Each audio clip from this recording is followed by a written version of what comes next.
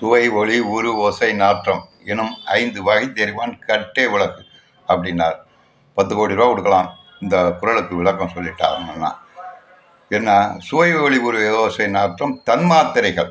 தன்மாத்திரைகள் என்றால் என்ன? தன்மாத்திரை என்றால் அளவு, அதாவது வாய் இருந்தால் ஒரு லட்டை சுவைக்கக்கூடிய தன்மை இருக்கணும், மூக்கு இருந்தால் அதனுடைய சுவைக்கக்கூடிய தன்மை இருக்கணும், அதுதான் தன்மாத்திரை. இந்த தன்மாத்திரையினால் அந்த கரணங்கள் 4 முதலில் தோன்றும். மனம், சித்தம், புத்தி, அகங்காரம், இதை விட ஆத்மா ஒன்று 5. இந்த அந்த கரணங்களினால் அடுத்து தோன்றுவது அறிவுக்கருவிகள் 5, செயல்கருவிகள் 5, 10, 15. தன்மாத்திரைகள் 5, 20. பஞ்சபூதங்கள் 5, 25. சாங்கிய மத கொள்கைப்படி 25 தத்துவங்கள் தான் வள்ளுவ பெருமானுக்கு. அதற்கு பிறகு கடவுள் ஒருவர் இருக்கிறாரோ அவருக்கு உருவம் பேர் என்று இருக்கிறாரோ என்று ஒரு குறளிலும் கூறவில்லை.